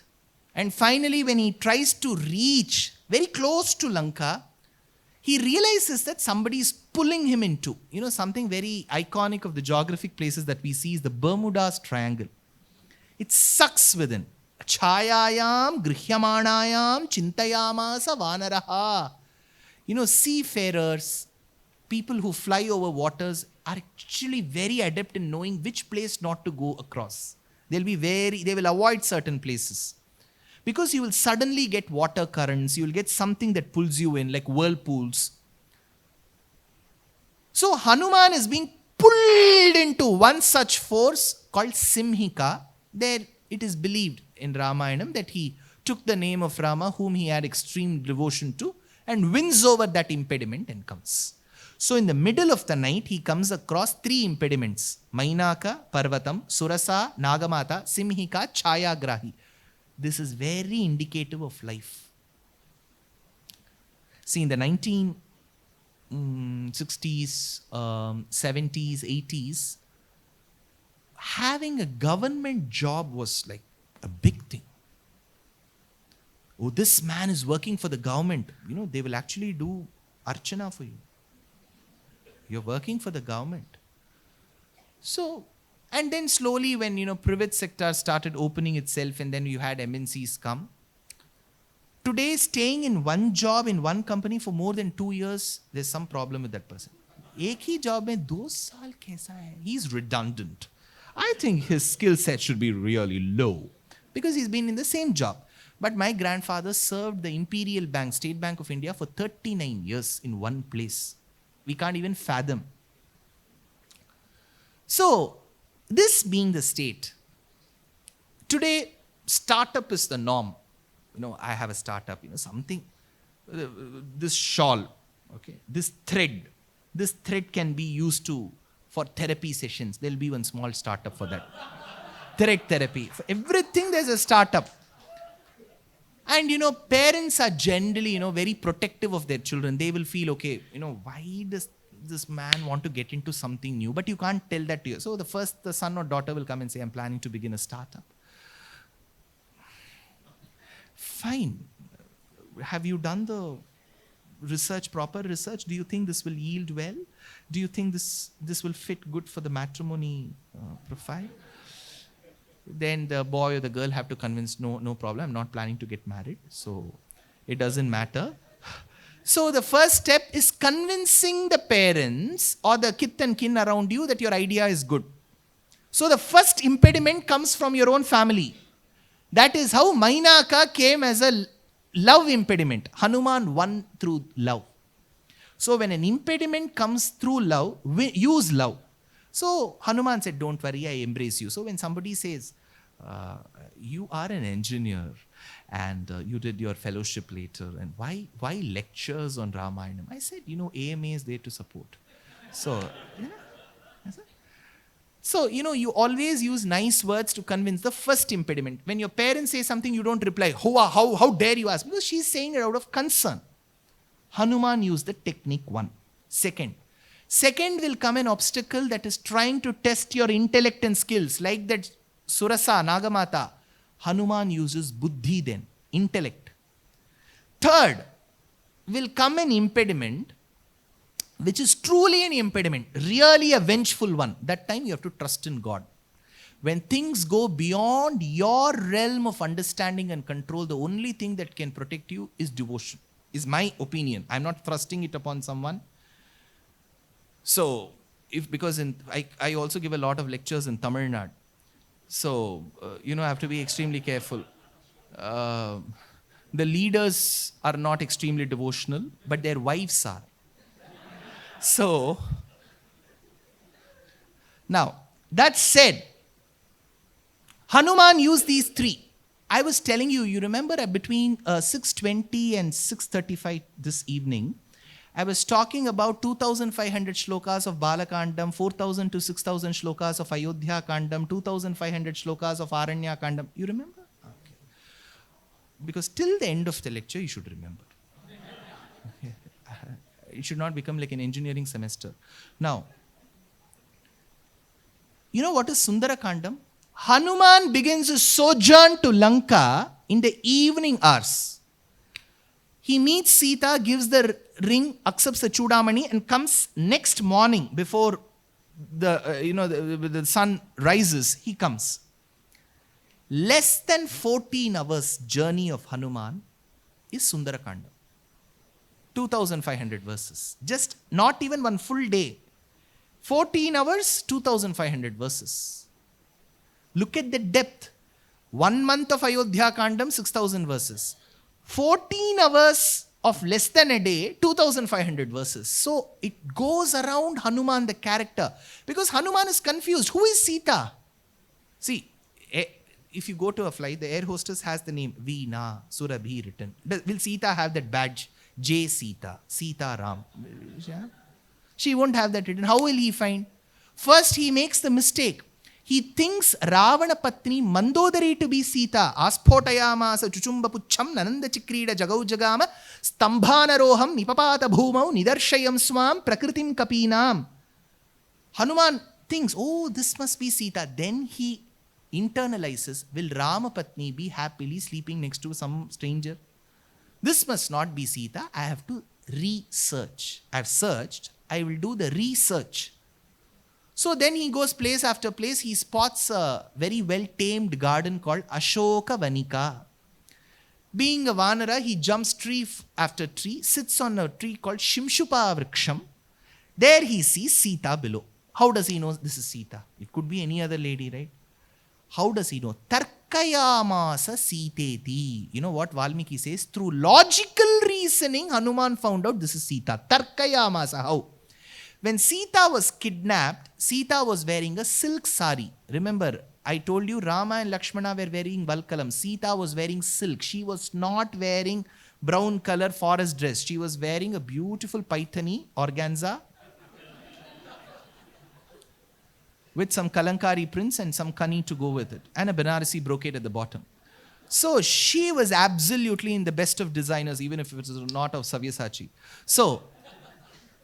So she was wearing silk clothes, remember, because Ramayana says she was wearing gold jewelry, silk clothes. No, sir, Kriti Sanon, she didn't wear. What can I can't help if the director is not listening to my lecture. So she wore silk. When she spotted the Vanaras in Kishkindha, she tore a part of her pallu and threw it on them with some jewelry. All this was received by Hanuman and the other monkeys. Hanuman remembered its border. And that border was spotted on her sari here. This is called observation. When you go to a place, you observe things. Probably if you are into one of the investigative agencies, everything matters. How Hanuman was able to decipher. Second, she threw some of her jewelry. Whatever jewelry she had thrown, a replica of it was not spotted on her. See, if you wear a choker, you can wear only one. You cannot have chokers. It will really choke. You can have only one. If she has thrown the choker, then that choker should not be here. She won't come to Lanka, go on a shopping and buy. If it's missing, it's missing. So whatever was thrown was not spotted on her. So he came to a conclusion, this is Sita. Avyakta rekham iva chandra rekham. Pramsuf pradugdham iva hema rekham. Kshata prarudham iva chandra rekham. She is Sita. Ekastha hridayanunam rameva anupashyati. Now he has to talk to her. What is she doing? She is in the verge of committing suicide. When Hanuman meets her, she has long hair. You know, children read the story of Rapunzel, right? She's got long hair.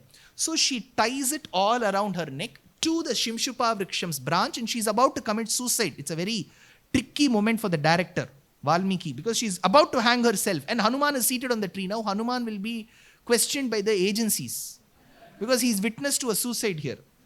So now Hanuman, he has to stop. If he says, Mata, don't kill yourself in Sanskritam, listening to a Vanara speaking Sanskritam, she will have attack.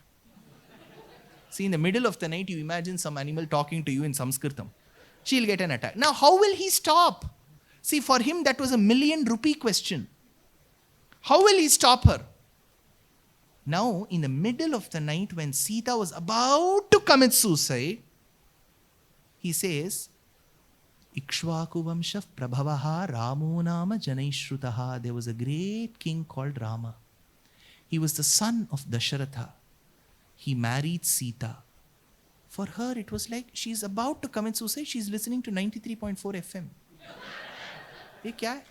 Ramayan गुण कहाँ गा रहे हैं लोग? Because that was banned channel in Lanka.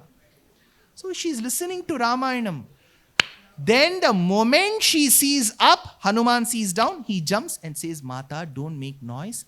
Ramasya dutoham. I am the messenger of Rama.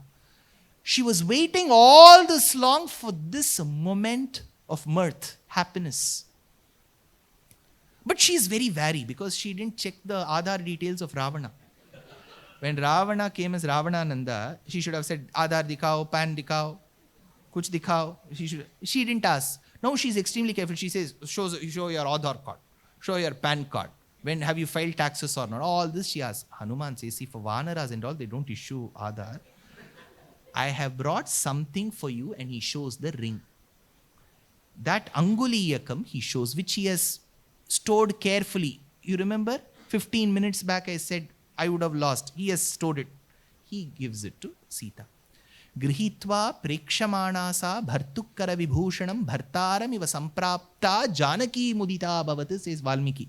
She was so impressed with the ring, the poet says, even if Rama was physically present there, she will still choose the ring over Rama, it seems. The commentator asks, ye kyun hai? Why is she so attached to the ring? The commentator says, because this was the ring gifted by her father. Mere pita ne, he gifted two things, me and the ring. You lost me, at least you kept the ring. So, that ring she holds very close to the heart. Then Hanuman, he uses all his communication skills, convincing her, Mata, you sit behind me. I will take you to Bharatadesham immediately.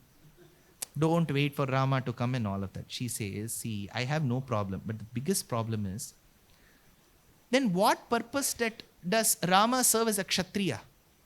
Ravana came and abducted Sita from Bharatadesham to Lanka. Some arbit person called Hanuman came and took back Sita from Lanka to Bharatadesham. What is Rama watching this badminton? See, Rama has to have a role. He's my husband. Let him come and prove his prowess and valor. Let him fight. I will stay here. Urdhvam asana jivishye. Go tell Rama, that husband of mine and that Swami of yours, that I will not live for more than 1.5 months. Go tell him that. Now, Hanuman says, okay, Mata, all this is fine, but I have to leave this place. When if I meet Rama, he will check, he will ask, how can I confirm that you have met Sita? I could have met Gita also. How did you meet Sita? That is when, he says, give me some insignia, abhijnanam, that determines that I've seen you. She gives her gem-studded hair clip, which is worn here, called Chudamani.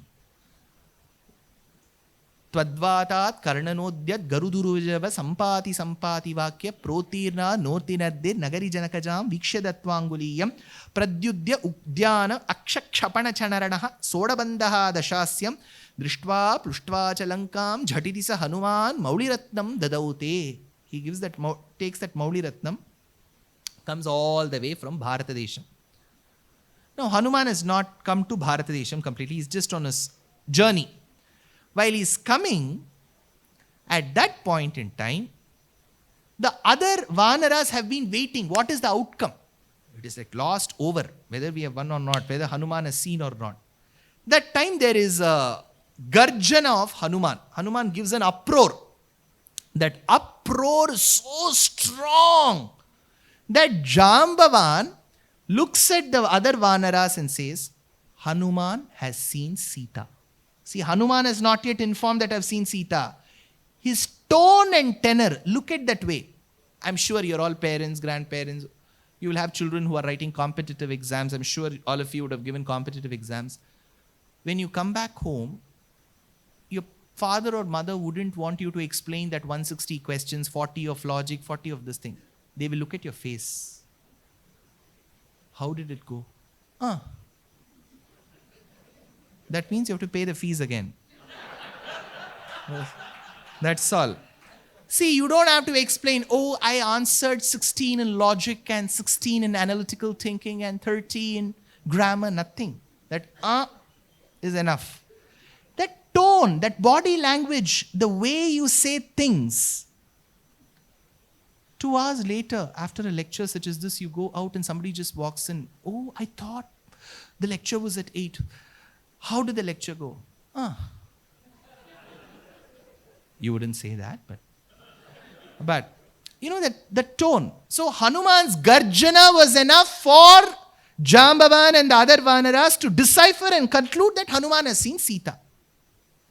Hanuman comes to Bharata Desham, which is southern part of Dakshina Bharatam. But where is Rama stationed? In Bellari, in North Karnataka. So Hanuman has to take all these Vanaras, which were extremely anxious of his outcome to Sri Lanka, to Kishkindha and inform Rama. Rama, I've seen Sita. Hanuman doesn't do that. See, certain things are very intriguing and very puzzling in Ramayana. He takes all these monkeys to a place called Madhuvanam. Madhuvanam was one of those properties where Sugriva had made large investments. Okay, to escape the long-term capital gains now.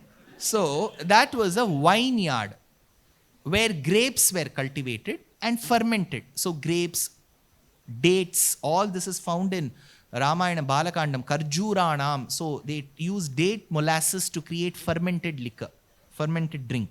Then rice molasses, this is for grapes. Madhuvanam. So fermented. Now as such, these are Vanaras. Stage 1. Now they celebrate December 31st. How will that combination be? So all these Vanaras started drinking. Gayanti kechit, pranamanti kechit, nrityanti kechit. Says Valmiki, one started biting the other, one started scratching the other. Hanuman brought all these monkeys and made them drink. Now there was a caretaker to this property called Dadhimukha.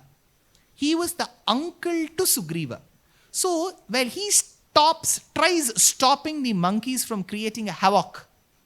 You know how monkeys behave. They started causing bruises in him. So this man goes running all the way to Kishkindha. When Rama and Sugriva are anxious as to what is the outcome, he says, Sugriva, look at my body, full of bruises. I was been manhandled, full of physical abuse. I don't know what to do.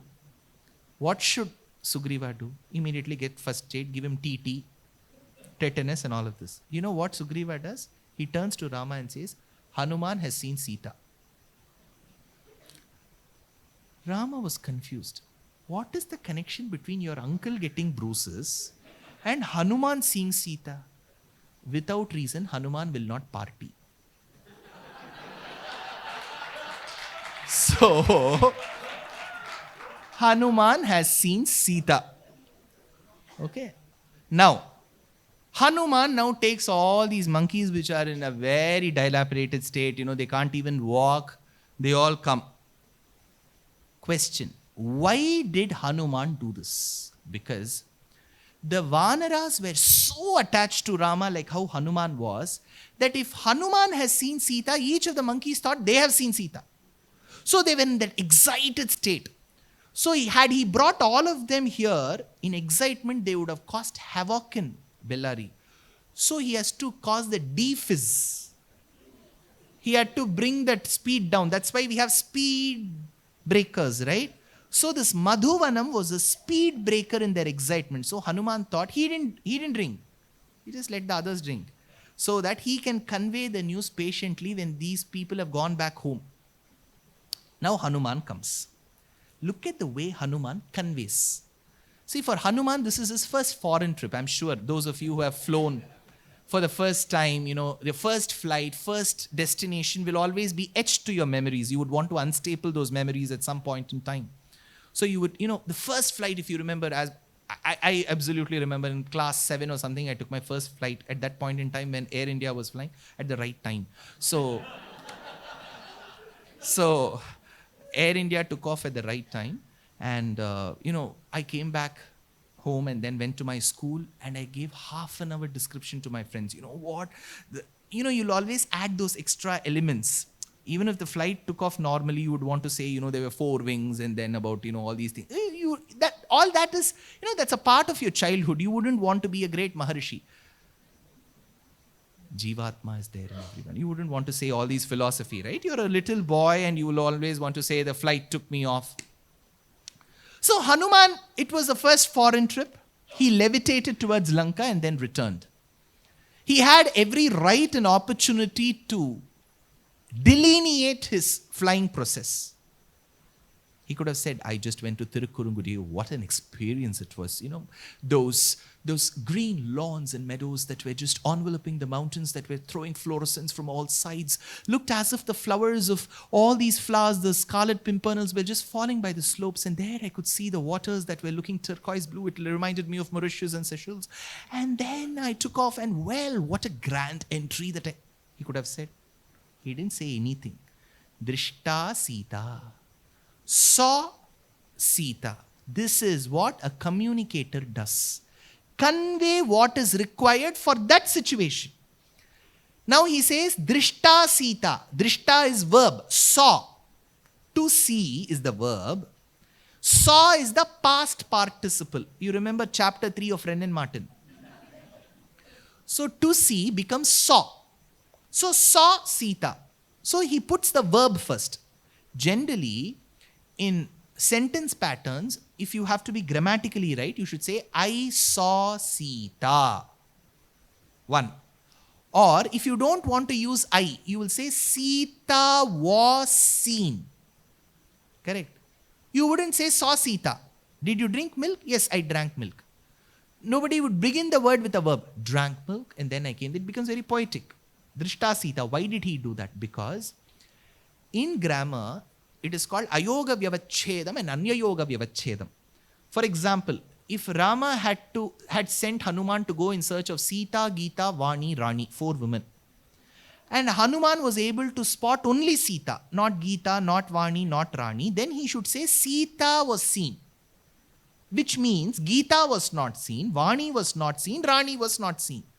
Here, the mission is only for Sita, not for Gita, Vani, Rani. It is only Operation Sita. So, you had only 2 options in that algorithm. Yes or no. Did you see Sita or not? Yes or no. Because if he begins like this, imagine. Rama, Sita was... Batao Hanuman, Sita was not seen. वैसे भी बता सकते हैं ना. Yeah. நீ சாட்டியா அம்மா நான் சாப்பாடு சாப்பிடல அப்படின்னு ஆசிட் மாதிரி இப்படியா பேசுவா. அதனால sorry, I went into my Tamil. Next time I will learn Gujarati. Okay. Here he says Drishta Sita, saw Sita. Even while he conveys the message, he proves he is a grammarian. He is a communicator. At every stage in Ramayanam, Hanuman excels his previous form. He is not consistent. Hanuman is not consistent. He betters every performance.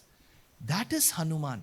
And how he performed in Yuddha Kandam, how he is important in Mahabharatam, because in Saugandhika Parva, in Vanaparva, he says that I will be as the emblem atop your chariot. That is why Srimad Bhagavad Gita says, Kapidhvajaha. So, instead of Garuda, Krishna chose to have Hanuman because he is a symbol of victory, of prudent knowledge. That is Hanuman. So tell me, when we disseminate the knowledge of management to students, I'm sure there are many professors, lecturers, research scholars here. There are 2 ways to do it. One, I take 4-5 slides. I say communication skills, slide 1. First, body language. 2, written skills. 3, the tone and tenor in which you speak. That is one way. Second, when you listen to Ramayanam, aren't you able to derive those communication lessons yourself? I personally, if you ask me, if at all you choose to ask me, I would prefer the latter.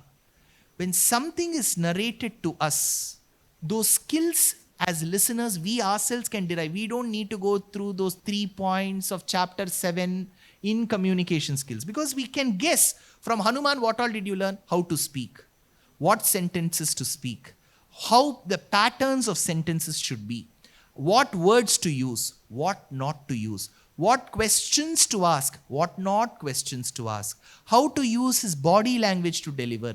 How, because there are certain occasions where Hanuman does it through body.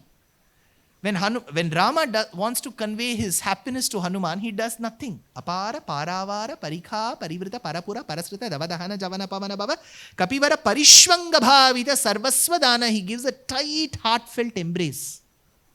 Body language can convey that. See, when cricketers win, one man will lift the other. Have you seen? They will immediately lift the other person. So these are all ways that you express. So body language. So Hanuman stands as a beacon of communication, of artful communication, of necessary communication, of emotional quotient. I'm sure if you've all been management professionals, emotional quotient is extremely important. So that EQ is so important in Hanuman's way of dealing things. And the way he speaks, everything about Hanuman. Of course, he was very powerful, but you can be powerful without brains as well. Right?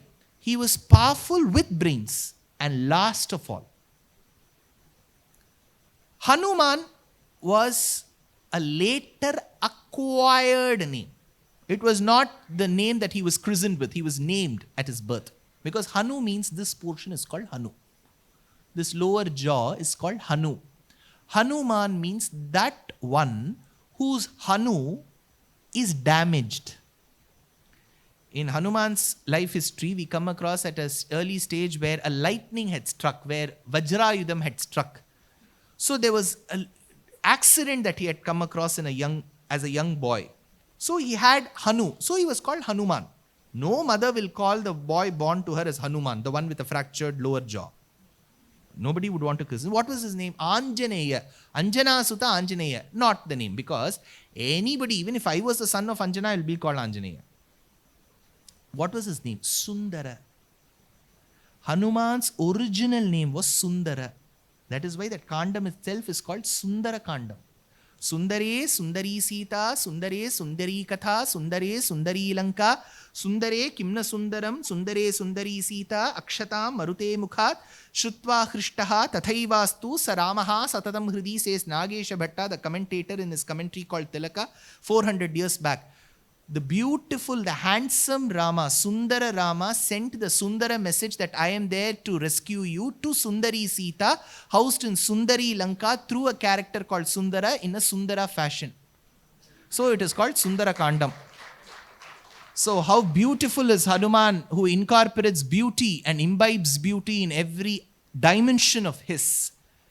And that those dimensions, however plenty and bountiful they are, an iota of it was told to me to explore this evening in this very august premises by the AMA people. Of course, Aradhana Talks, Srikanth has arranged this lecture through his collaboration with AMA, and my thanks are due to AMA and Srikanth, all the members of AMA, for being such great hosts and listeners.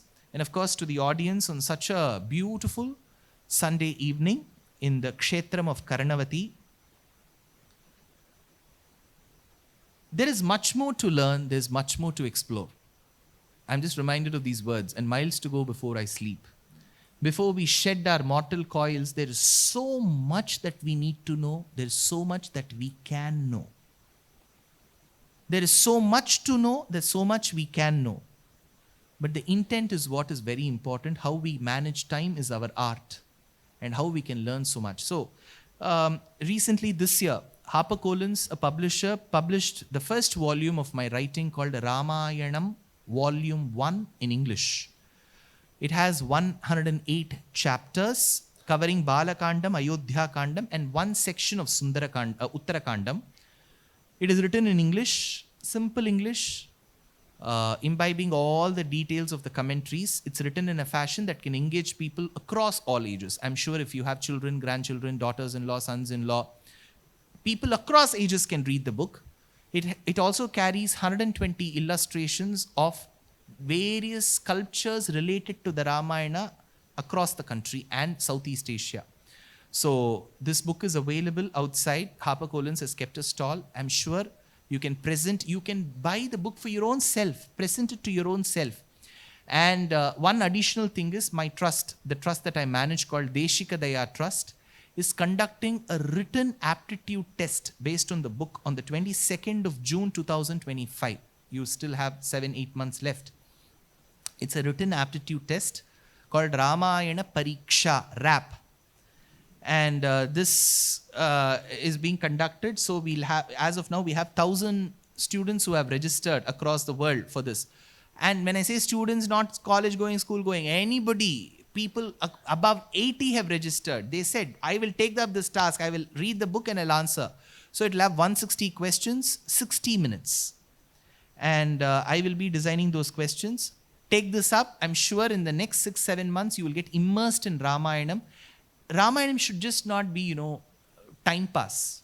We should be so very well equipped in Ramayanam that we should feel proud about our civilization. That's very important.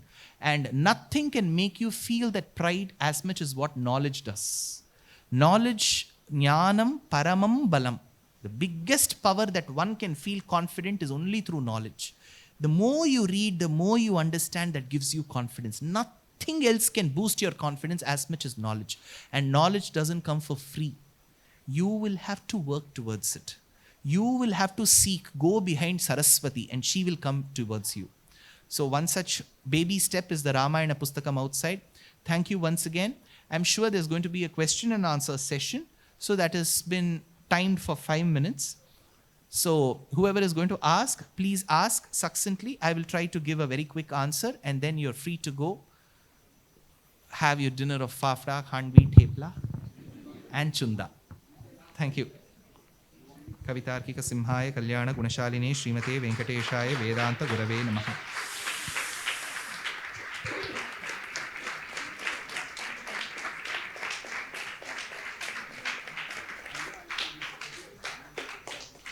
Thank you. Thank you.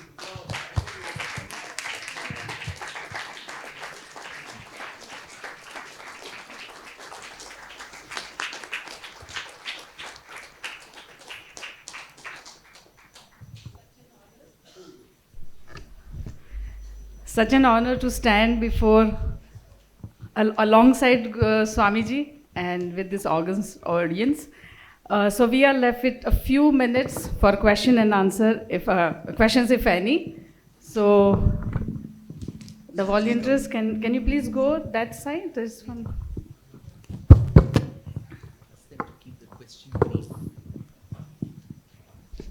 A request to keep the answer questions very brief, please. Answer also.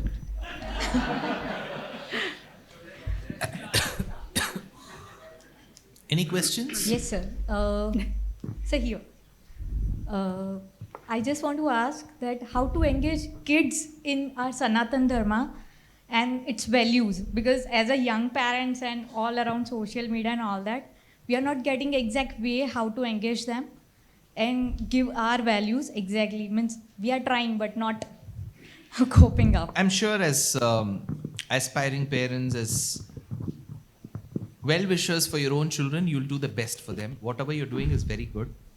And we also have to understand the reality that, yes, they have too many things to engage. Never have I ever 4 seasons of Devi Vishwakumar on Netflix will surely engage them more than a lecture on Hanuman.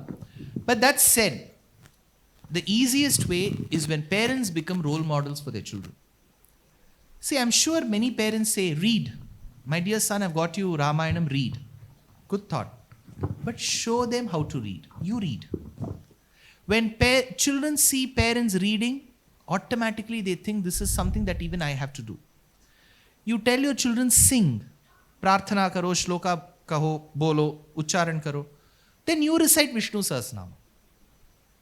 A lot of the shlokas that whatever little I know, because my grandparents used to recite every day, I used to listen. It's called Shravana Jnanam. Lot of it was learnt, lot of it was heard.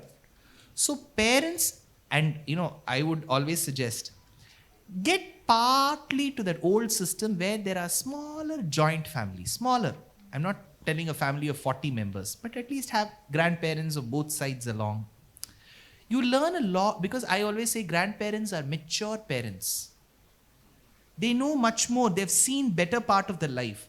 So small things that the children observe from grandparents will make them. So those practices, anushtanam, jnanam can only come when you see people practice it. So if you want the child to read Ramayanam, you read Ramayanam. If you want the child to listen to Ramayanam, you listen to Ramayanam. And one more thing, suppose you listen to lectures on the Ramayana, be it in Gujarati, Hindi, or Dakshina bhashas like Tamil, or even let's take English. Don't ever assume that your child is not listening. Because you will want to think that the child has to sit like this and listen. No, that child will be doing something. But 2 days later, when you ask a question from what you have listened, presumably you have listened, the child will answer. Because their observation and listening is something that is beyond our realm of understanding. Because we will think listening means you have to listen like this. No, they will be doing some work, but their mind will be here. So the more you keep such things in your house, my childhood days, morning 5 o'clock, my grandfather used to play a work called Narayaniyam in my house. So it was Sanskrit verses, morning, 5 o'clock, it was very irritating then. 5 o'clock in the morning, at high volume, he'll keep Kesha Pasha Dhrita Pinchika Vitati Sanchalan Makara Kundalam Harajalavana Malika Lalitam Angaraga Gana Saurabham. So morning I used to listen. Today, I don't need the script at all because those shlokas are here. Just gone into my ears. So the more you listen, your atmosphere should make you that person. Listen, read. So the discussion that happens in the family, just taking a cup of chai. Discuss some aspects of Ramayanam. See, the moment we get into, who won this big boss? And, I am no person who's averse to dramas or entertainment. Don't think otherwise. I don't demean them. But certain things are just not even worth watching, but not discussing. Why will you want to discuss Big Boss inside the house? Whether you can discuss Ramayana and understand communication skills better. See, you put the most incompatible 15 people together under one roof. And they all fight against each other, physically or verbally. And that goes for 3 months. And they say, and the organizers expect in Big Boss people to be very cordial. See, inside the house, 2 days we live together, even we will start fighting. Our house itself is Big Boss. Why should we watch Big Boss? So, spend your time in discussing, bigger things. That will, make, I'm sure, as a mother, that will bring a lot of wisdom to the children. Let's start here. I think we can take up just one question, and the answer itself has addressed to many questions, I'm sure. So, Mr. Sridhar's belief is that true Bharatiya must know about our ancient art, culture, sciences, and scriptures, and blend well with the management lessons, as we have just heard him out, and we are really not done of it. I think we'll keep having you a few more times at AMA.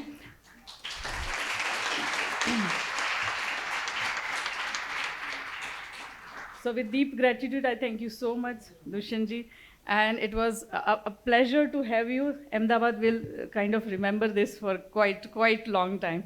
The topic Hanuman, the Supreme Devotee was a kind of, visualized by all of us, and we were, I think, sent back to centuries back, and we could be there. We actually started from Ayodhya, we went from Kishkinda to Sri Lanka, we came back, so it was quite a long journey, but it was worth it.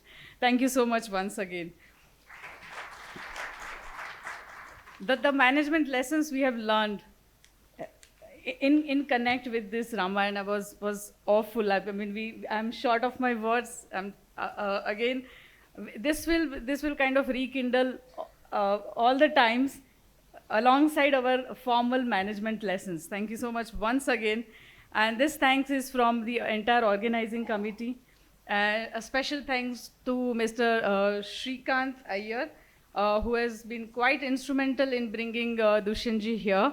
And can we have him here on the stage? And may I request the First Lady, Ms. Pinky Godiawala, to please felicitate him.